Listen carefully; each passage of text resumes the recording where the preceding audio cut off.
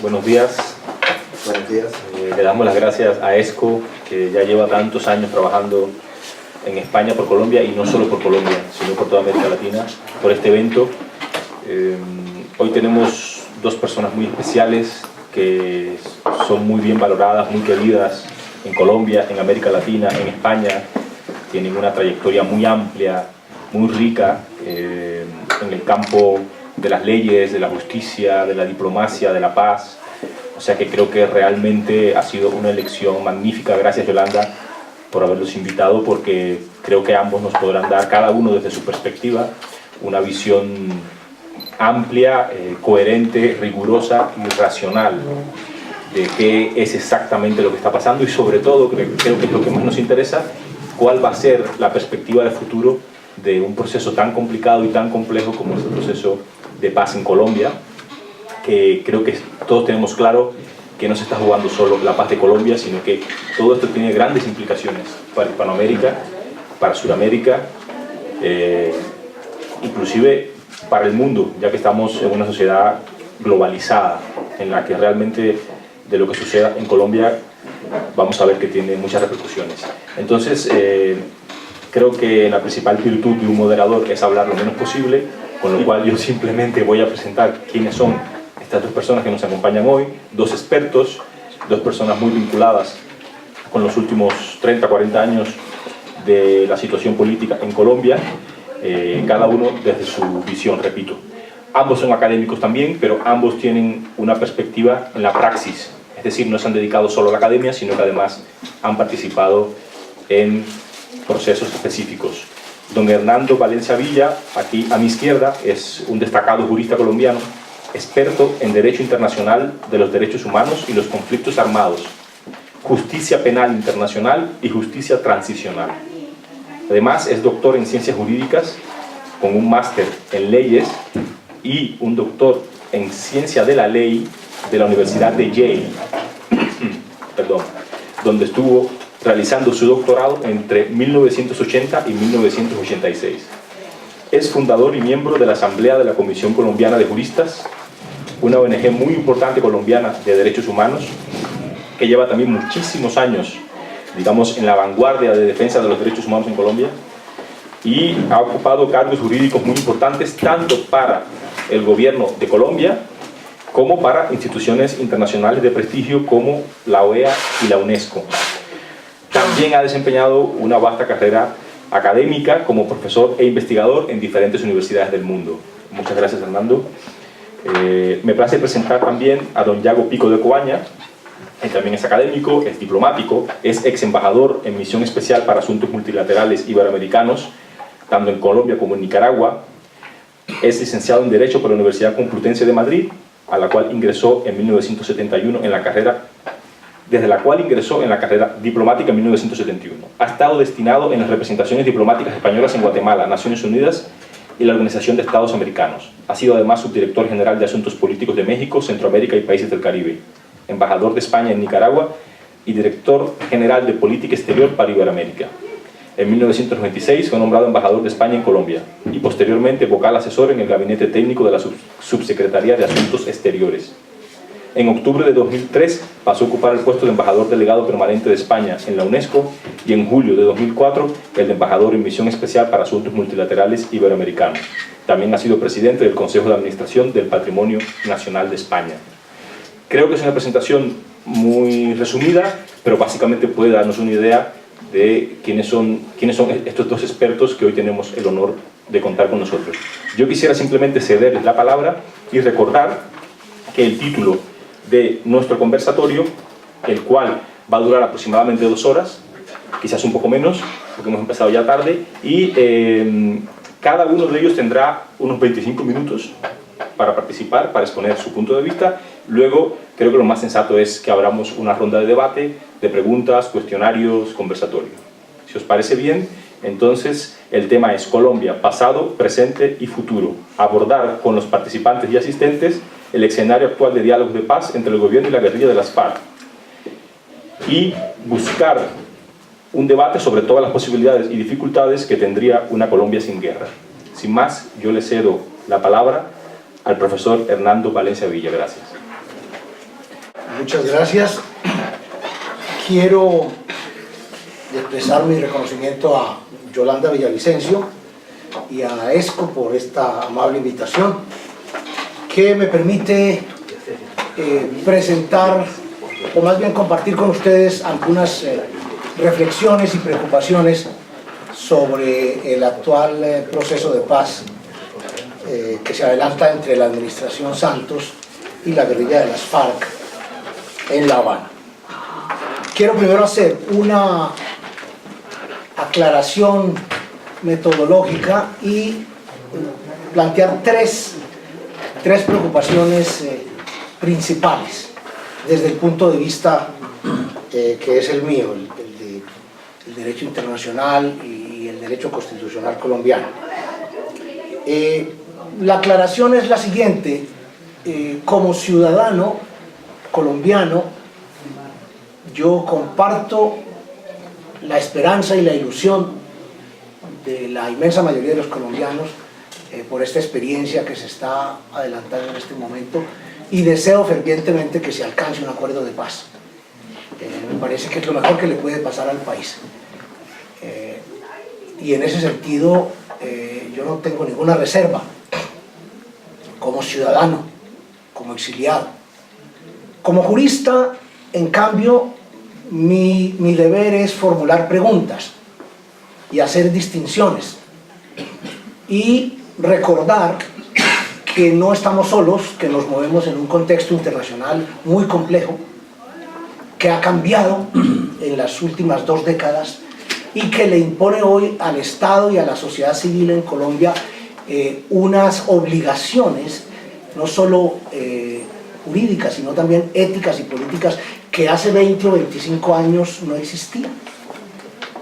Estamos viviendo, por ejemplo, el tiempo de las víctimas, el protagonismo de las víctimas en procesos transicionales y en general en crisis políticas que intentan superarse a través de procedimientos de negociación, de procedimientos pacíficos o no violentos. Es un tema cada vez más importante de nuestro tiempo. Entonces, quiero hacer esa advertencia porque yo no comparto para nada, me encuentro muy alejado de la posición del uribismo y de la posición del actual Procurador General de la Nación, porque puede interpretarse de golpe alguna de las cosas que voy a señalar enseguida como si coincidiera con esas posturas. Lejos de mí, va de retro. Quiero primero recordar que el tema de la justicia transicional es un tema muy reciente, muy novedoso, muy desafiante, que está en proceso de construcción, en proceso de definición y de clarificación, puesto que tan solo desde los años 80 del siglo pasado, aproximadamente, podemos hablar de justicia transicional propiamente dicha. Y por supuesto hay diferentes abordajes, diferentes aproximaciones. Yo no quiero sugerir que haya una sola manera de entender y de practicar la justicia transicional. Pero hay una experiencia acumulada, hay una experiencia comparada de una treintena o un poco más de países que desde la primera Comisión de la Verdad de nuestro tiempo, que es la de Uganda en 1972, y después de la Comisión sobre los desaparecidos en la Argentina, la llamada Comisión Sábato, a partir de 1983, pues ha ido perfilándose y ha ido incluso asentándose, no solamente en obras académicas, en libros de reflexión e investigación, sino en normas jurídicas internacionales. Ya tenemos un referente normativo específico, que es la resolución 60-147 de la Asamblea General de Naciones Unidas del 16 de diciembre del año 2005, que por primera vez establece en un instrumento internacional multilateral los derechos de las víctimas, de violaciones graves de los derechos humanos e infracciones graves del derecho humanitario, que se considera entonces como el primer, digamos, la primera experiencia de justicia transicional que se codifica, que se traduce en una norma internacional que, en mi opinión, es obligatoria. Digo todo esto porque estoy seriamente preocupado, incluso si me apuran, como se dice aquí en Madrid, hasta molesto, con el manejo que se hace del término y del concepto de justicia transicional en Colombia en este momento. Me parece que hay una perversión, una manipulación del concepto. Me explico.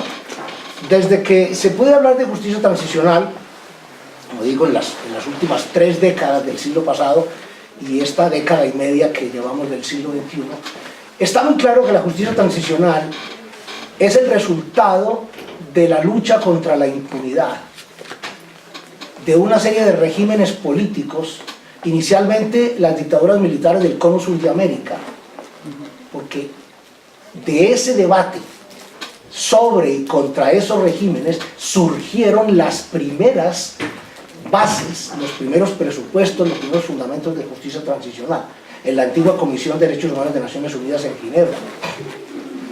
Las normas sobre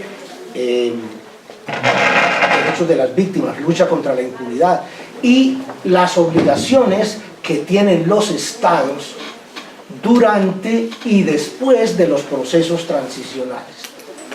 Por tanto, hasta donde mi conocimiento alcanza, y si ustedes repasan la bibliografía,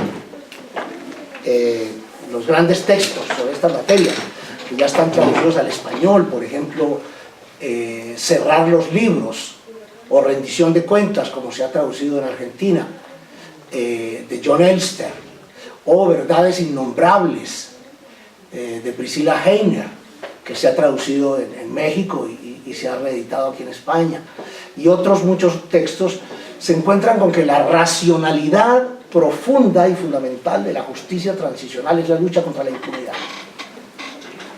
Lo más importante a que se aspira, que se pretende con los instrumentos y las instituciones y los dispositivos de justicia transicional es luchar contra la impunidad, evitar precisamente la impunidad durante esos años o esas décadas en que una sociedad trata de ajustar cuentas con su pasado luctuoso o criminal y ofrecer reparación a las víctimas, verdad y memoria al conjunto de la sociedad, castigo civilizado, castigo justo, pero castigo a los victimarios o perpetradores y un nuevo tiempo, un nuevo horizonte, un nuevo arreglo institucional y político, si es posible, al conjunto de la sociedad. Y a mí me preocupa porque en Colombia yo leo los editoriales de los periódicos, yo leo los artículos de los columnistas, yo leo los discursos del presidente, yo leo incluso los artículos y los ensayos de mis colegas académicos del Instituto de Estudios Políticos de la Universidad Nacional y del Departamento de Ciencia Política de los Andes y del Departamento de Ciencia Política de la Javeriana y del Rosario y del Externado y de la Universidad de Antioquia, y lo que yo percibo es otra cosa, es un discurso reconciliacionista que tiene poco o nada que ver con la justicia, donde se maneja cada vez más el término y el concepto de justicia transicional como si fuera un sinónimo de amnistía e indulto, es decir, de medidas de impunidad y de lenidad para que los crímenes no se castiguen. Por supuesto que alguien me podría decir en este momento que los colombianos tienen todo el derecho del mundo a darle un nuevo sentido, un nuevo significado al término justicia transicional. En teoría sí, pero lo que está internacionalmente codificado en esta resolución de la Asamblea General de Naciones Unidas que acabo de citar, la 60-147 de 2005, y en toda la experiencia comparada, acumulada, de los procesos transicionales en África, de los procesos transicionales en los Balcanes, de los procesos transicionales en América Latina, del proceso transicional de Filipinas, etcétera, es justamente el esfuerzo especial, peculiar, singular, que hace una sociedad para ponerse en regla con un pasado de barbarie e impunidad, tratar de, por lo menos, construir verdad pública y memoria histórica, reparación integral para las víctimas, castigo para los principales victimarios, o mejor, para los victimarios de los principales crímenes, de los mayores crímenes,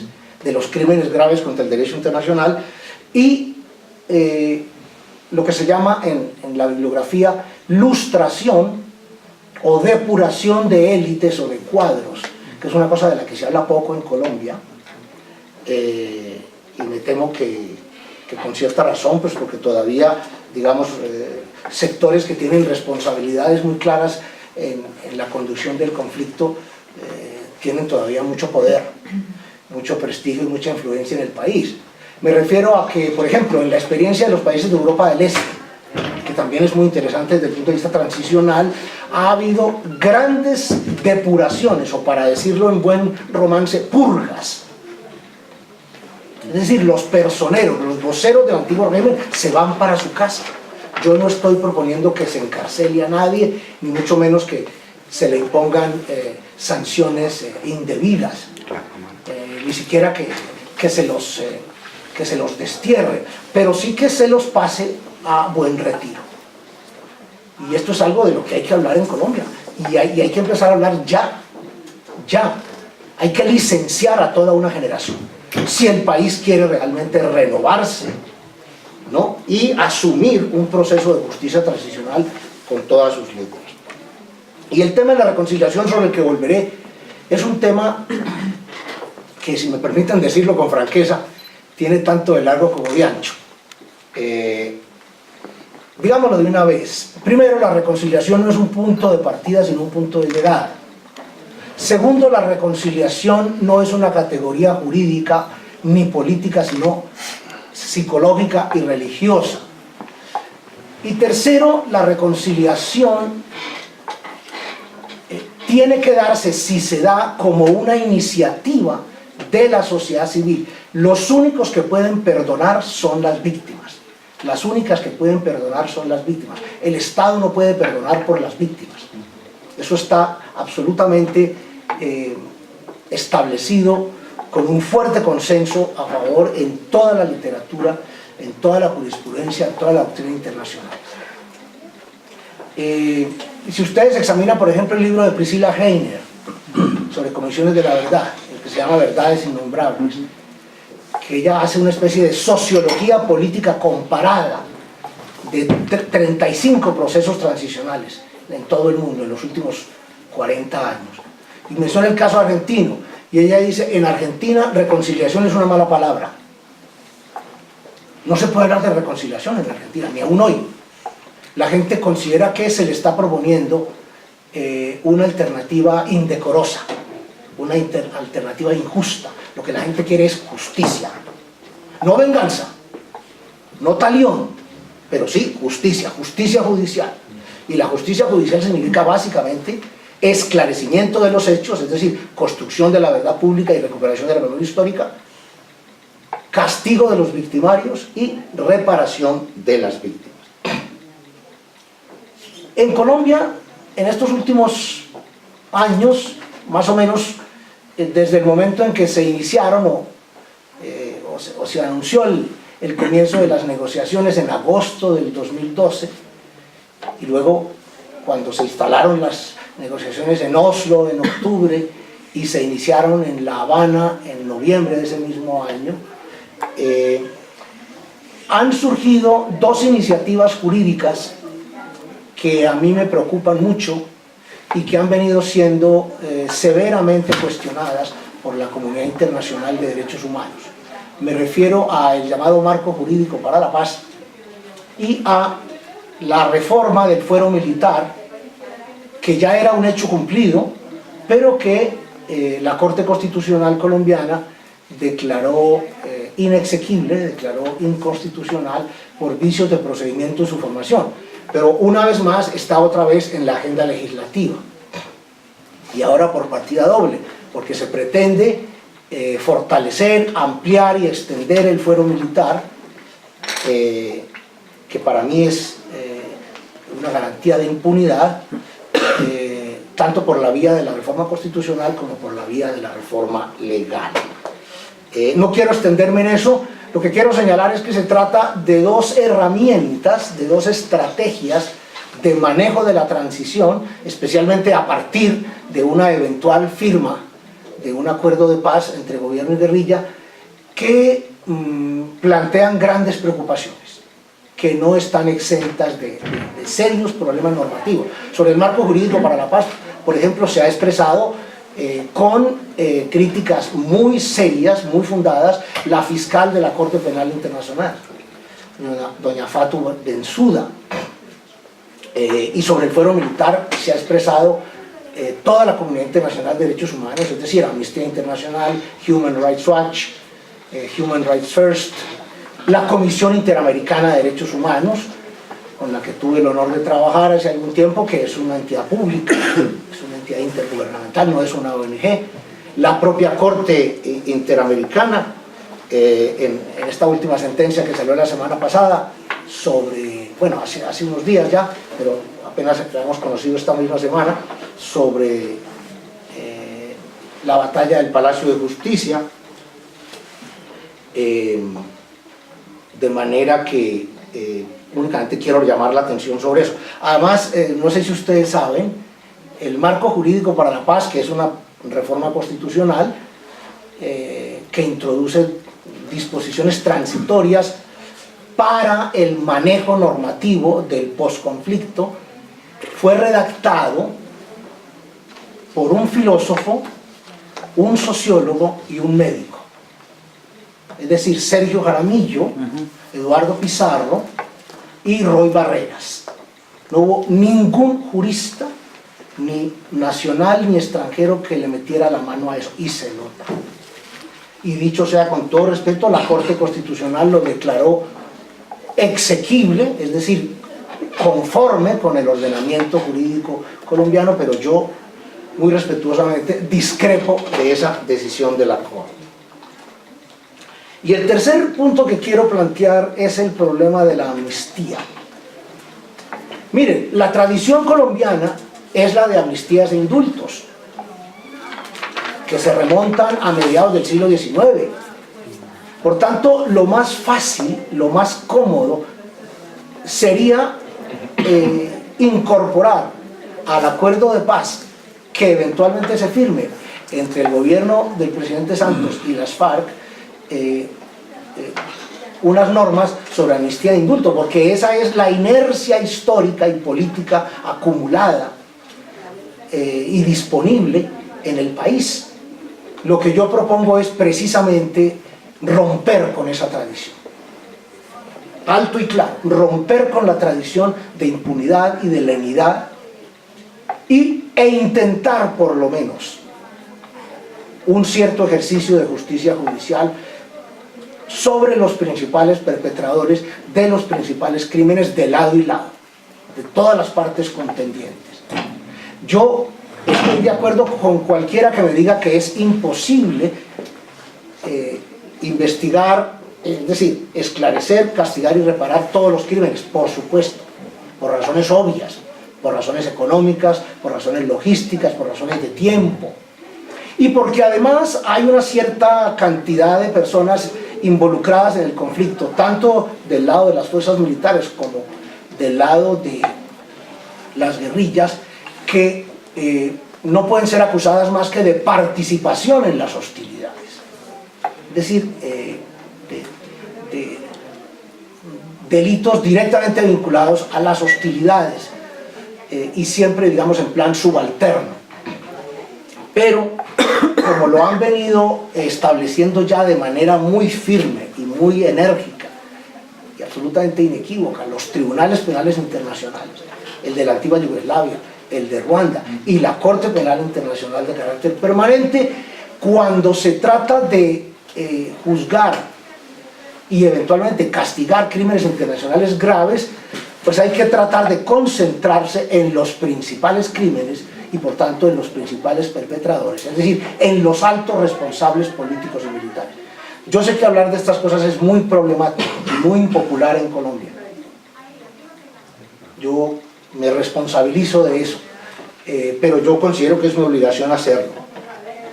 Pero el otro tema es que el contexto normativo internacional ha cambiado sustancialmente, radicalmente. Ha habido un giro copernicano de lo que existía cuando se hizo el anterior proceso de paz, a finales de los años 80 y principios de los años 90 del siglo pasado, con el M-19 y los grupos guerrilleros menores que negociaron y se desmovilizaron en ese entonces. El contexto normativo hoy es completamente distinto. Me explico. En aquel entonces las amnistías y los indultos estaban permitidos por el derecho internacional de los derechos humanos. Hoy están prohibidos. Alto y claro. El tema es opinable. Y yo tengo colegas internacionalistas y constitucionalistas que piensan que sigue siendo posible otorgar amnistías e indultos. Aún asumiendo, digamos, una posición relativamente conservadora en la materia, lo que sí está absolutamente claro es que lo único que podría amnistiarse o indultarse en Colombia en este momento son los delitos políticos. Y los delitos políticos son la rebelión, la sedición y la asonada. Todos los demás crímenes por sustracción de materia, es decir, los llamados delitos comunes, que incluyen los crímenes atroces contra el derecho internacional, es decir, los crímenes de lesa humanidad y los crímenes de guerra o violaciones de la ley y costumbres de la guerra, no son amnistiables ni indultables. Y así lo establece la Constitución colombiana, como lo recordó en estos días el maestro José Gregorio Hernández en un artículo publicado en Razón Pública, el blog de Hernando Gómez Buendía, que es, en mi opinión, el mejor blog de análisis político que se hace en Colombia. Por tanto, yo quiero decir, sin ninguna arrogancia, créanme, lo digo de corazón, porque me duele en el alma, que yo no estoy de acuerdo ni estaría de acuerdo con que se adoptara una amnistía o una figura de impunidad o de lenidad comparable o asimilable a ella, que cubriera como con un piadoso manto de perdón y olvido la mayoría o la totalidad de las atrocidades internacionales perpetradas en Colombia durante estos 50 años de conflicto y que son imputables tanto a las guerrillas como a la fuerza pública y que deberían al menos ser esclarecidas, reparadas y castigadas hasta donde sea humanamente posible. ¿Por qué? Porque una cosa es decir que no vamos a castigar nada, porque lo que se necesita es paz, paz, paz a cualquier precio, y reconciliación, reconciliación y reconciliación a cualquier precio, y otra cosa muy distinta, intentarlo y quedarnos cortos. Eso es otra cosa. Yo me sentiría mucho menos avergonzado de ser colombiano y de ser jurista en el segundo escenario, que se intente realmente esclarecer, castigar y reparar lo más grave, lo más atroz, lo que clama reparación al cielo, aunque nos quedemos cortos, aunque nos falte tiempo, aunque nos falten recursos. Por tanto, si me permiten resumir mi posición en una fórmula, yo diría: ni perdón ni talión, sino justicia. Ni perdón ni talión, sino justicia. Porque cuando a mí me hablan de reconciliación, y con esto termino,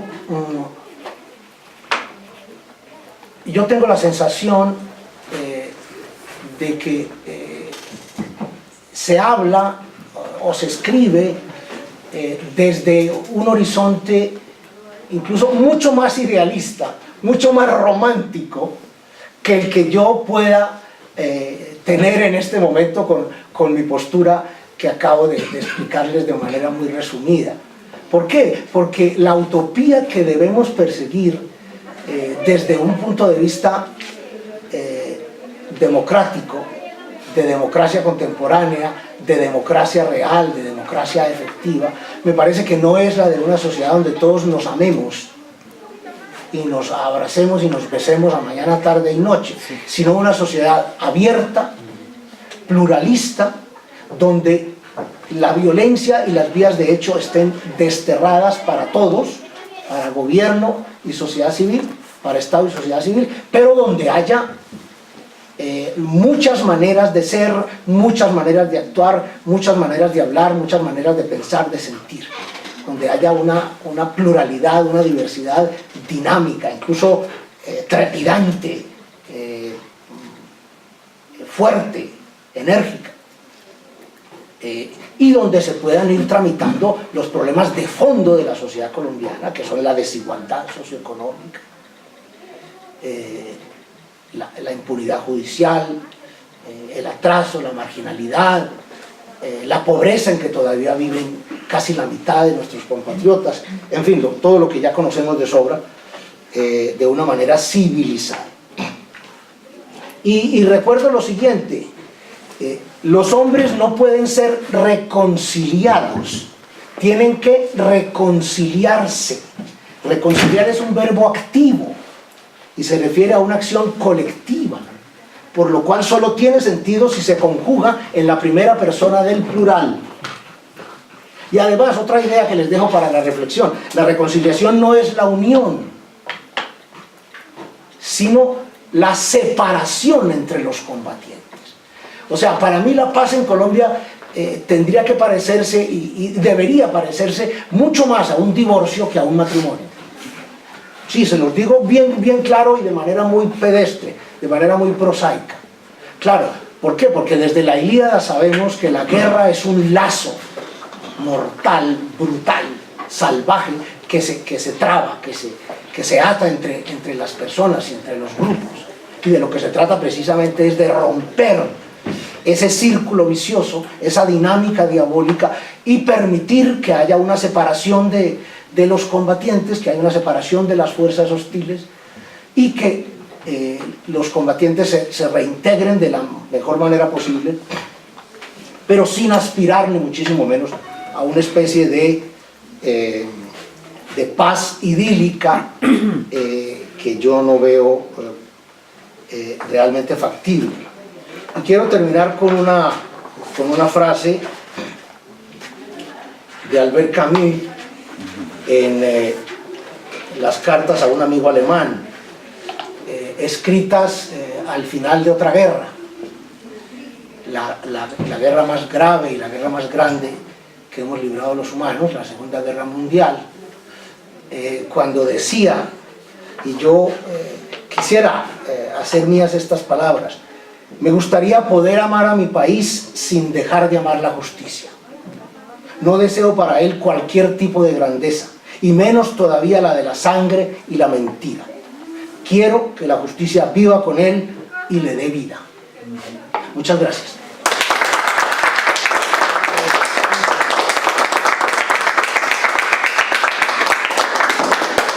Muchas gracias, Hernando. Yo les propongo que dejemos los comentarios y las preguntas para el final y le damos la palabra al doctor Yago Pico, que tiene años. Gracias. Muchas gracias. Muchas gracias, Yolanda, por lo que hace AESCO y por lo que representa para los colombianos aquí, y por la acción permanente en favor de derechos humanos y libertades fundamentales. Hernán, el volverlo a encontrar, por qué decir, él no lo dice, pero que ha corrido riesgos.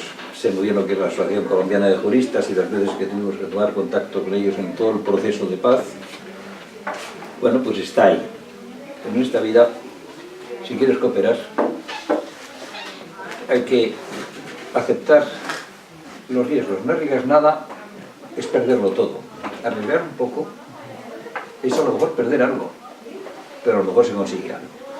Yo empiezo por una verdad de pero grullo, como decimos en España. Eso a los colombianos que hablan un castellano o un español, dicen ellos, porque nosotros hablamos castellano, que probablemente es el mejor del mundo, pues no es mucho, pero yo quiero recordar a los colombianos aquí presentes lo que son y lo que tienen por un instante.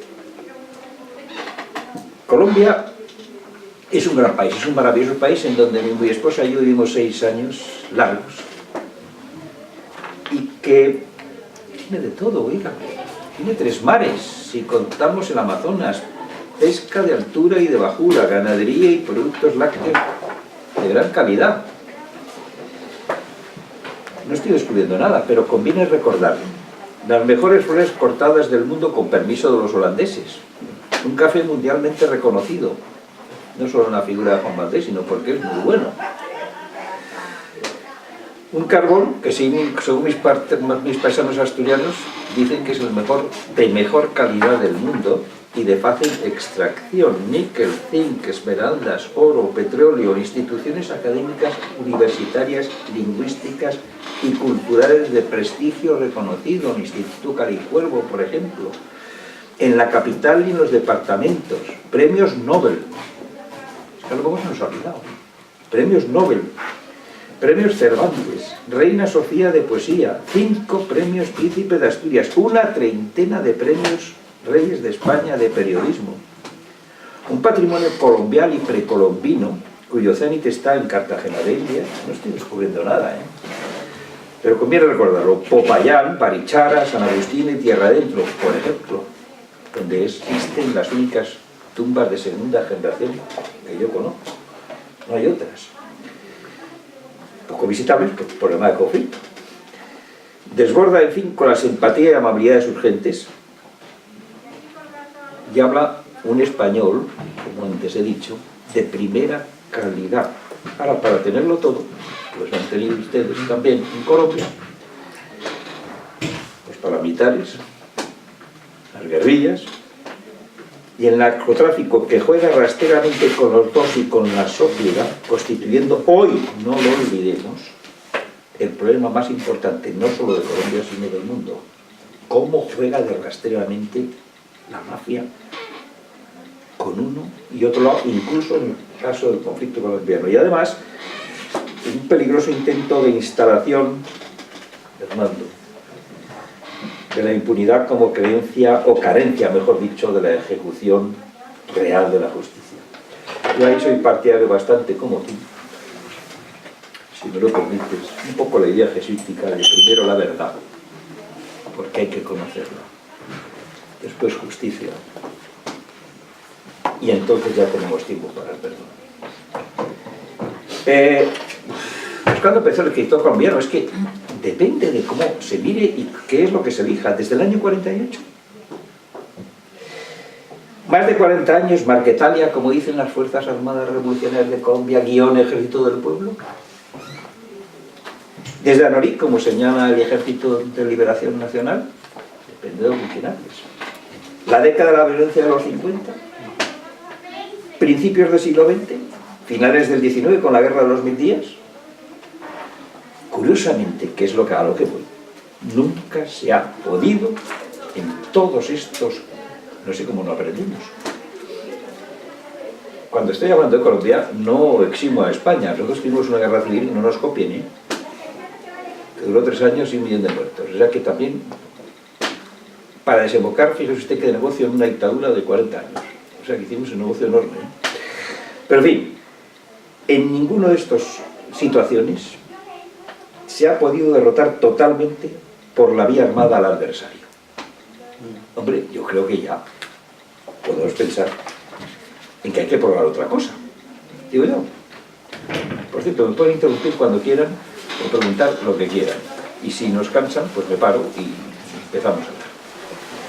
Yo me baso un poco ahora en lo que considero que un facilitador, no me gusta la palabra mediador, creo que los países son bastante mayorcitos para mediarse solo. Un facilitador en un proceso de paz tiene que tener muy presente para llegar a la solución, si posible, de un conflicto. Y he de decir que soy totalmente partidario del diálogo de la negociación, porque nunca se ha conseguido por otra vía, y de este proceso negociador que se desarrolla en La Habana, estoy totalmente de acuerdo con Fernando, que ojalá llegue a buen término, porque no conozco otro sistema. Los principios básicos para mí del facilitador del proceso de paz es primero una voluntad real de paz de las partes en conflicto en el sentido más real y concreto de la palabra. ¿Qué quiero decir con esto? Verdad. Con las negociaciones y los diálogos, miren ustedes, no se juega. ¿Se tiene voluntad política para alcanzar acuerdos o no se tiene? Porque ya habrá parte de las partes, no se preocupen ustedes, parte de las partes, de la montaña y del llano, de la guerrilla y del gobierno, que harán todo posible por entorpecer la paz o impedirla. Esto no se nota, pero se siente muy bien cuando se da el proceso. En Colombia existen ejemplos notorios que han dificultado el camino de la reconciliación. Digo algunos. El frustrado intento de la Unión Patriótica se transformó en partido político y pierde todos sus líderes en un periodo de año y medio. La seguridad es vital para que la guerrilla parte. Si yo tuve alguna dificultad en el proceso de paz colombiano con Marulanda, que en paz descanse, era precisamente eso. Como le convences en transformar un partido político con el antecedente de la Unión Patriótica. Las masacres de los paramilitares con total olvido, yo es lo peor que he visto en mi vida diplomática, con total olvido y desprecio de la dignidad de la vida humana. Los restos que he visto no lo voy a comentar porque no podríamos tomar ni el café. Asesinatos de sindicalistas como Garzón, o periodistas como Garzón, Umaña, las matanzas de la guerrilla macho, porque nadie estamos exentos de ser responsables. Es conveniente, como bien decía Hernando, de Machuca y Bojayá, por supuesto de la ministra de Cultura, Consuelo Aranjo Noguera, por poner algunos, por la guerra de Antioquia, y Echeverri, que fue ministro de Defensa, todos ellos, curiosamente, todos ellos, si se fijan, partidarios del diálogo. En fin, su actitud obedece ¿a qué? Porque siempre hay que analizar el fondo. A trasnochadas razones ideológicas que les impiden pactar a unos con el ejército represor y corrupto, dicen. Los gobiernos fraudulentamente elegidos. Eso más bien es en Centroamérica. Porque en Colombia tienen ustedes una ventaja. El proceso electoral se celebra. Hay democracia electoral. No digo si existe democracia social, lo tendrán que decir los colombianos. Pero es así.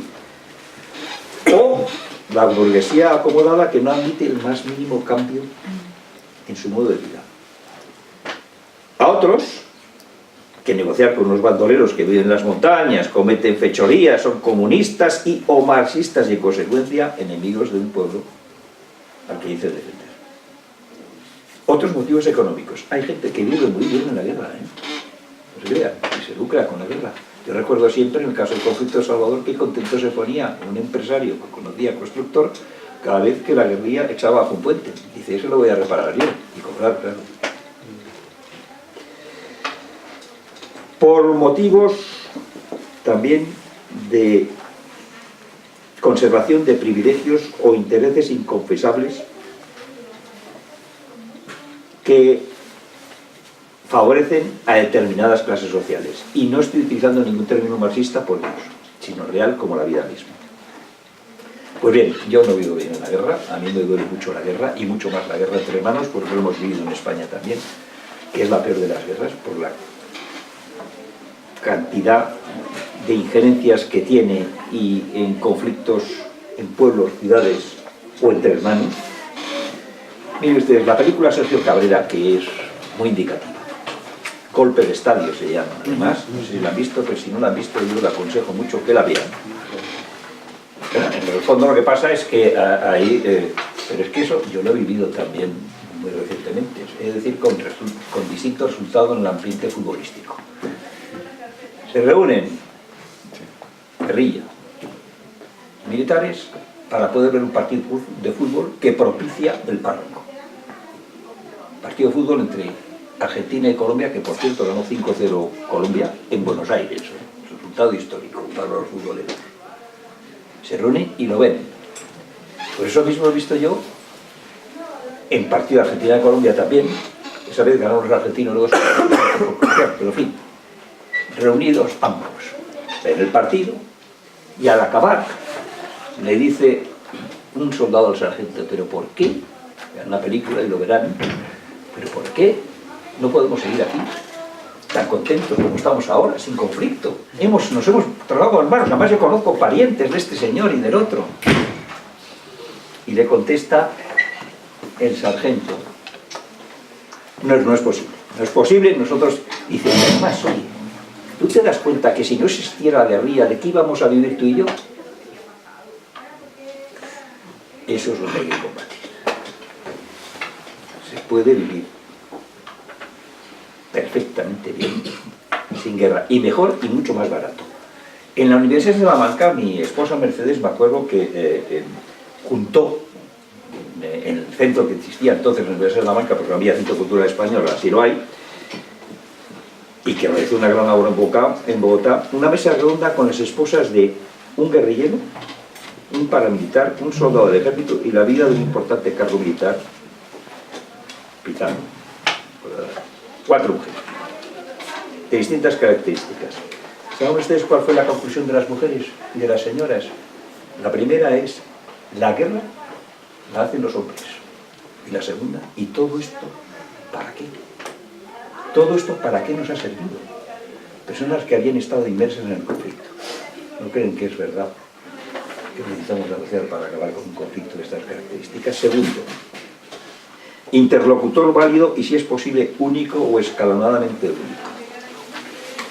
Creo que hay 2 guerrillas, no olvidemos el Ejército de Liberación Nacional. Digo, escalonadamente único es lo que se está haciendo ahora, en La Habana. Pero no dejan ustedes nunca sin coser un botón de muestra porque puede supurar. La paz hay que hacerla con todos.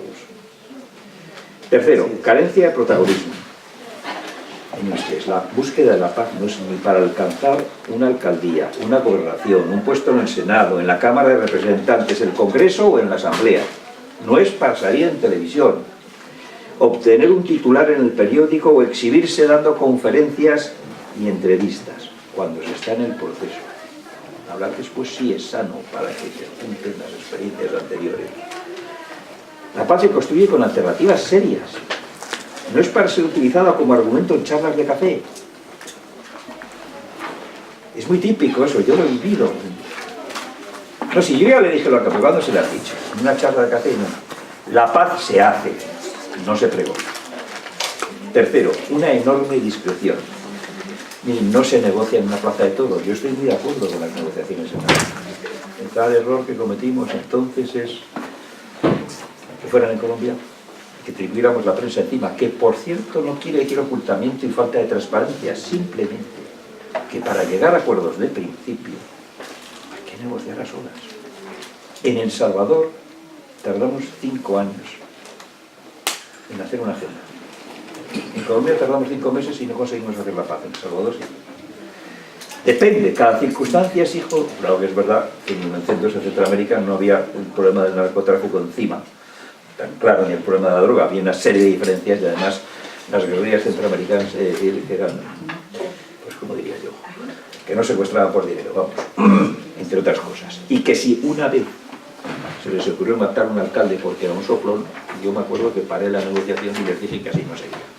Porque si hacían eso, estaban haciendo lo mismo que la mano con todos sus crímenes, el movimiento de extrema derecha en El Salvador, al servicio del ejército, como todos sabemos, y de las 14 familias. Por tanto, una enorme discusión. Nada es peor que la frivolidad en las conversaciones, ni tampoco dar explicaciones para justificarse en lo que haces. El facilitador es un cenicero, se está detrás.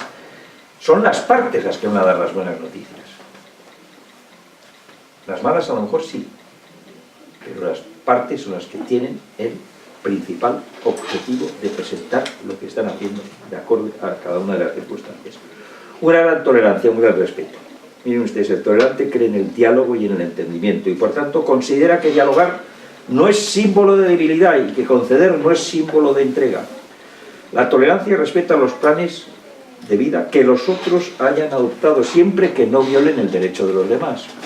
La tolerancia nace del conocimiento, la intolerancia de la ignorancia. Tolerar no es fácil, donde hay una diferencia sentimos amenaza y donde hay amenaza agresión.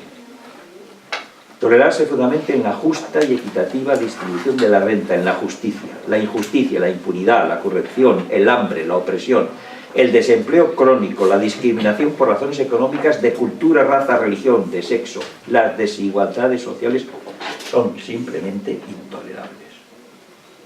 En Colombia se tiene siempre presente al Ser Supremo. Es verdad, primero Dios, se dice por acá, aparte de vuesa merced. Y si Dios quiere, es expresión corriente y diaria. Sin embargo, muchos olvidan un valor básico para cualquier cristiano, la prioridad de la paz.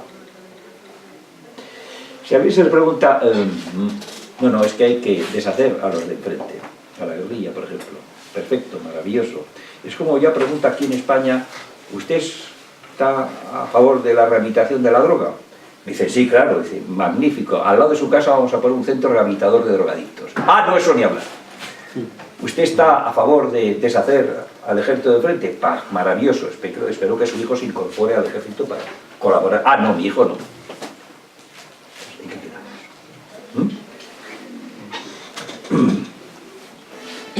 Después de tantas guerras y revolución, y yo creo que el concepto ahora de, por ejemplo, de no existen ni vencidos ni cobardes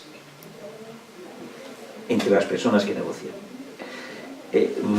Decía Juan Pablo II, y ahora el Papa Francisco lo avala también, de vez en cuando, que la fe no se impone, se propone. La paz también.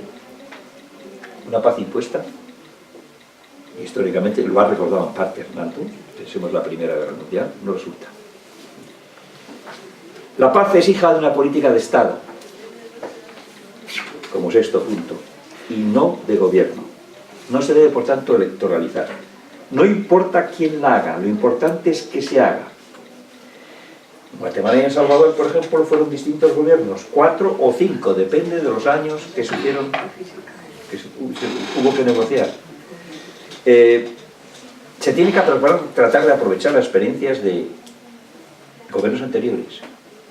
Es decir, no pretender, cuando se inicia una conversación de paz, que vas a acabar y conseguir la paz en el mandato presidencial de turno. Si se va con esa idea, vas a incurrir en defectos fundamentales. La paciencia es absolutamente necesaria. Vamos a intentar hacer la paz. A lo mejor no es en mi gobierno, da igual, será el siguiente. Lo importante es seguir negociando. Por tanto, es una hija de una política de Estado y no de gobierno. La victoria militar es muchas veces imposible, sería el séptimo punto, y ni siquiera deseable. Las soluciones que propone el aniquilamiento, la desaparición del adversario, no son soluciones.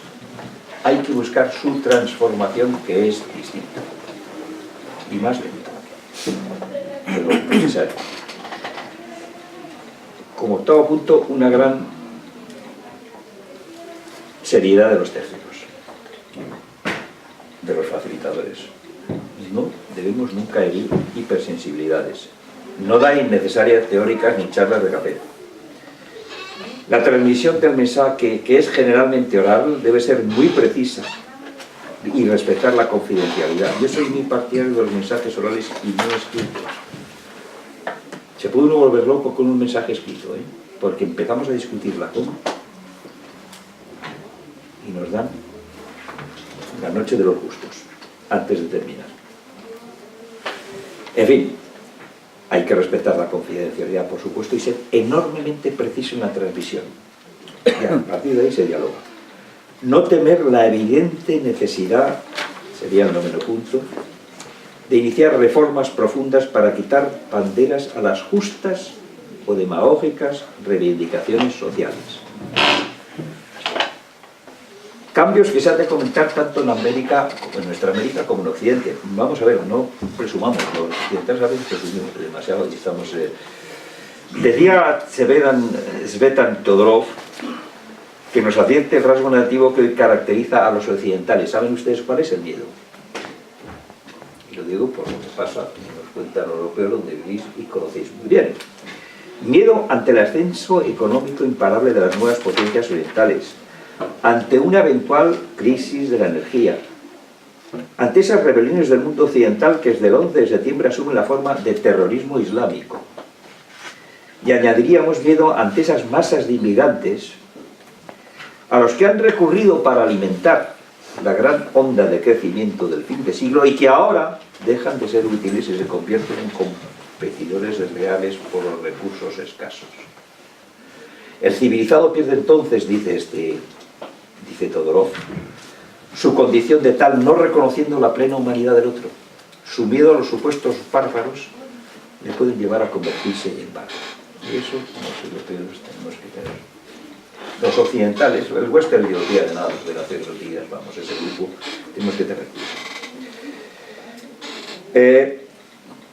Decir que 2.600 líderes de 48 países se muestran de acuerdo en que la pelea contra la pobreza, la deuda social, es lo necesario para llegar a cualquier acuerdo de paz, es una verdad como un templo. A ver, no podemos partir el mundo en dos mundos, en este o este, civilización cristiana o islámica, o lo que es peor, entre los que no comen y los que no duermen pensando en lo que les van a hacer los que no comen. Como décimo punto, yo diría un camino quizá el más importante, conseguir un sentimiento compactado entre los negociadores para que se convenzan que tienen un enemigo común, los que no quieren la paz y que se encuentran tanto en la montaña como en el llano, como dice el rey. Es muy curioso, los negociadores descubren en un momento, se hacen amigos. Y descubren en un momento determinado que entre su propia gente, de los dos bandos, hay gente que no quiere la paz. Y eso compacta muchísimo y les lleva a conseguir acuerdos, lo puedo garantizar.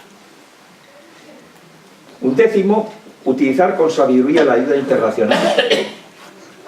Me doy 4 minutos, veo. Con desinteresante, que se vende fundamentalmente a través del grupo de amigos. En Colombia los tuvimos, se tuvieron en Salvador, España, México, Colombia y Venezuela fueron países amigos en el caso de El Salvador y de Guatemala. Al final conseguimos que se viniera hasta Estados Unidos en el caso de El Salvador, que había estado financiando continuo y sostenidamente al ejército represivo, y ahí sí que lo digo con toda la intensidad salvadoreña, nada que ver con lo colombiano, se puede despejar más o menos, pero nada que ver, es mucho mejor el de Colombia. Contar con Naciones Unidas, contar con el porqué para bendecir en un momento determinado los acuerdos siempre que la comunidad internacional es bueno que los aprueben, incluso la cumbre iberoamericana de gesto de gobierno. Como punto 12 yo diría cumplir lealmente con el papel de facilitador y de amigo. No apresurarse, no ponerse nervioso. Si se llega a una reunión, miren ustedes, pensando en que tengo que llegar a casa a tomarme el café con mi mujer, estamos errando. Si hay que quedarse en la montaña, se queda uno todo lo que haga falta. No hay que tener prisa. En suma, hay que conseguir que el fin no justifique los medios. Primero. Y segundo, empezar a comprender durante el diálogo al otro, porque comprender es empezar a perdonar. Punto 13, yo diría prever la ruta a seguir tras los acuerdos de paz para que la propia paz no nos estalle entre las manos. La paz está ahí entre las manos. La paz está entre las manos porque el pospaz es muy complejo, costoso en financiación y en dinero, pero quizás no se ha fijado lo que tiene Colombia. Además de lo que dije al principio, tiene muchas cosas adelantadas y en orden. Creo que con sinceridad es el país mejor colocado para finalizar un conflicto. Lo está mucho mejor que lo estaba El Salvador y Guatemala y sin embargo se dieron acuerdos. ¿Por qué? Primero, tiene el clamor por la paz coordinado por la de paz, el Consejo Nacional de Paz, las comisiones facilitadoras, un frente común por la paz con participación prácticamente de todos los actores sociales, una asamblea civil permanente por la paz que fuera capaz, recuerden ustedes, de recolectar en su día más de 10 millones de votos. No es que cualquier partido político. Unos acuerdos de paz con el M-19 y el Quintín Lame que podrían ser útiles como guía, y una visión anterior durante un periodo largo, la época de Pastrana y el principio de Uribe, de conversaciones que están siendo utilizadas, hay que decirlo, por Humberto de la Calle con gran habilidad, entiendo. Una ley de justicia, paz, un ejército que no interviene en los procesos electorales y no da golpes de Estado. No hay golpes de Estado. En Guatemala y El Salvador las elecciones se llamaban generales porque siempre las ganaba un general. no por otra cosa.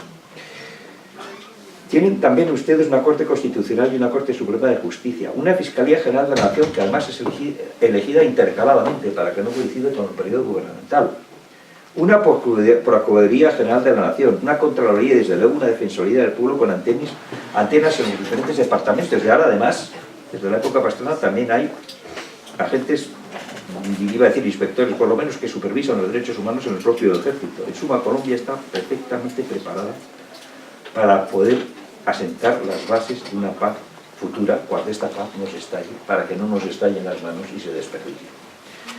Luego también hay que ir, oiga, este sería el punto 14 de los llamados vividores de la paz. Aquellos los que nunca en su vida han estado en un campamento guerrillero o en la montaña, no han arriesgado un ápice, como lo ha hecho muchas veces la Asociación Colombiana de Juristas, por el proceso de paz y en defensa de los intereses de las minorías más racionales. A eso sí, en las charlas de COPE presumen de ello y hablan como si hubieran estado en cualquiera de estos sitios, y si pueden escriben un libro. Los vividores de la paz, ojo con ellos. En fin, para terminar, y como consejos adicionales, porque no los quiero cansar y quiero ir un poco al diálogo que se pueda establecer, el proceso de paz es muy importante. Lo que está pasando en Colombia es mucho más importante que ustedes, los colombianos y los españoles, podamos imaginar. Puede suponer un ejemplo, uno más, pero un ejemplo de distintas características, de acabar un conflicto de siglos casi, de más de 50 años, el que queda en América. Es que la importancia como ejemplo para el resto de los países es monumental. Y estamos hablando de un país que, como decía al principio, está probablemente, y si esto me lo oyeran algunos amigos latinoamericanos, a lo mejor se ofenderían, el mejor preparado desde el punto de vista jurídico y económico, con las mejores empresas públicas que existen en América y que están ahí. Eso habrá que, naturalmente, ceder en muchas cosas y procurar que las reformas sociales se ajusten a la realidad para dar oportunidad y colocar, por supuesto, a los que se han estado combatiendo hasta ahora. Como consejos tradicionales yo diría, no existen vacas sagradas, gracias por llamarme experto, ni expertos insustituibles, no existen. El experto para mí es alguien que fue experto antes, no otra cosa. No se deben destruir nunca los archivos, los antecedentes siempre son buenos tenerlos a la mano. El equipo facilitador o mediador, como les gusta a algunos llamarlo, a mí no, debe ser absolutamente imparcial, pero no necesariamente neutral. Esto lo explico, porque, hombre, ¿cómo no va a ser neutral? Imparcial, pero no neutral. ¿En qué no se es neutral? Fernando lo ha dicho, no se es neutral en un asesinato, en la impunidad. Eso es lo que hay que ser imparcial en la conversación. Pero si cualquiera de las partes infringe el derecho más fundamental, que es el de la vida, hay que hacérselo saber. Y que eso no puede volver a pasar, si queremos alcanzar un mínimo de reconciliación en el futuro. Desconfiar en principio de un cese al fuego prematuro y abandono prematuro de las armas. Comprobarlo. Nada, repito, nada se considera acordado hasta que se haya alcanzado un acuerdo político. Y por último, no hay que tener miedo a unas metas muy altas, porque el proceso negociador ya se encargará de rebajarlas. Muchas gracias.